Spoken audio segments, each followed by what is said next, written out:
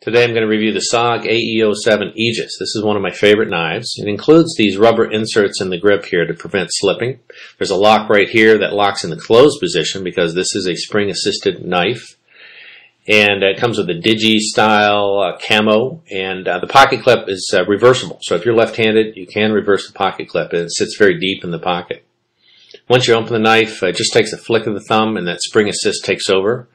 The blade, you notice, is a titanium nitride finish, so it's a black TINI finish, and the Tanto style here with a unique point to it and the bevels on the blade.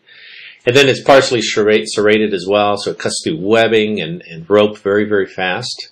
Fits the hand well. It's a good all-round knife, but it's just a great tactical knife as well. Again, spring-assisted opener. Very fast to open up. Comes with SOG's full lifetime warranty. A glass-reinforced nylon handle is extremely durable, virtually unbreakable, and I think it has a unique look to it as well. So it's a nice knife. I think you're going to like it as much as I do.